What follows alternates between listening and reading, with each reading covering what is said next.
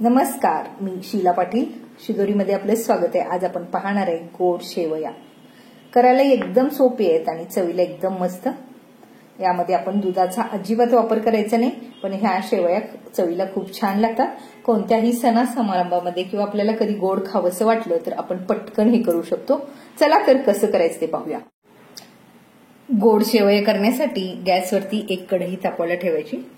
कढई तापल्यानंतर त्यामध्ये 1 चमचा तूप घालायचं. तूप छानसं विरघळू द्यायचं. तूप विरघळल्यावरती त्यामध्ये 1 वाटी शेवया घालायचं. ह्या नेहमीच्या न भाजलेल्या शेवया आहेत. भाजलेल्या शेवया सुद्धा बाजारामध्ये मिळू शकतात, त्या सुद्धा तुम्ही वापरू शकता. मंद आचेवरती ह्या शेवया छानसं भाजून घ्यायचं. ह्या न भाजलेल्या शेवया असल्यामुळं भाजणीला थोडा जास्त वेळ लागतो, पण भाजलेल्या जर शेवया असतील तर वेळ आपल्याला कमी लागतो. भाजणी मात्र छान व्हायला हवी. शेवया भाजून होत आहेत तोपर्यंत आपण शेजारच्या गॅसवरती ज्या भांड्यानी आपण शेवया मोजून घेतले त्याच भांड्यानी 3 वाटी पाणी उकळायला ठेवायचं. मंद आचेवरती सलग हलवून भाजल्यावर हे बघायचा मस्त असा रंग आलेला आहे. खूप काळपट होऊ द्यायचं नाही आणि कच्चही ठेवायचं नाही. थोडंसं किंचित लालसर रंग होऊ द्यायचं. परत आपण पाणी घातल्यानंतर शिजवल्यावर त्याचा रंग थोडासा फेंट होतो, त्यामुळे त्याचा रंग थोडासा लालसर होऊ द्यायचं. हे बघा, हवं तसा रंग आलाय. आता आपण शेजारी जे पाणी उकळलंय शेवयाच्या 3 पट ते पाणी यामध्ये घालायचं.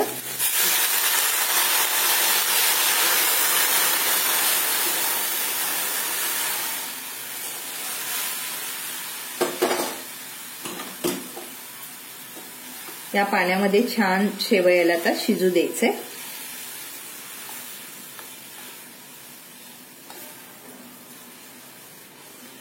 गॅस आता मोठा करायचा.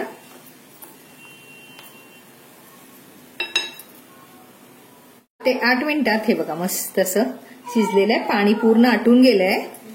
ह्या स्टेजला त्यामध्ये आपण साखर घालायचंय. साखर मात्र आपण जेवढं शेवया घेतल्या त्याच्या पाऊण वाटी साखर घ्यायचंय. तुम्हाला जर कमी गोड आवडत असेल तर अर्धा वाटी घेऊ शकता. मंद आचेवरती हे परत छानसं शिजू द्यायचंय. साखर पूर्ण विरघळू द्यायचं. साखर घातल्यानंतर मिश्रण परत पातळ होतं. साखर आता पूर्ण मिश्रणामध्ये मिसळलेलं आहे. पाण्याचा अंश पण कमी झालेला आहे. ह्या स्टेजला त्यामध्ये वेलची पूड घालायचं आणि भाजून घेतलेले काजू बदामाचे काप. हे ऐच्छिक आहे, आपल्याला आवडत असेल तर घाला, नाही आवडत नसतील तर घालू नका. सर्व मिश्रण छानसं एकत्र करायचं. हे बघा मस्त आपलं गोड शेवया तयार झालेले.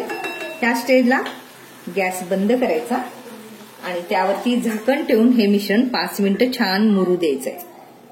5 मिनिटानंतर झाकण काढायचं. हे बघा मस्त असं आपलं गोड शेवया तयार झालेले आहेत. आपण कोणत्याही सणाला किंवा कधी आपल्याला गोड खावंसं वाटलं तर अगदी 10 मिनिटात हे आपण करू शकतो. लहान मुलांपासून मोठ्यांपर्यंत हे सर्वांनाच आवडतं. करायलाही खूप सोपं आहे आणि चवीला एकदम मस्त. तुम्ही या पद्धतीनं गोड शेवया करून पहा आणि त्याच्या प्रतिक्रिया द्यायला विसरू नका. माझी रेसिपी आवडल्यास लाईक, शेअर, कमेंट करा आणि अजून तुम्ही शिदोरी या चॅनलला सबस्क्राईब केला नसाल तर प्लीज सबस्क्राईब करा. वेळात वेळ काढून माझी रेसिपी पाहिल्याबद्दल धन्यवाद. परत भेटू अशाच साध्या आणि सोप्या रेसिपी सोबत.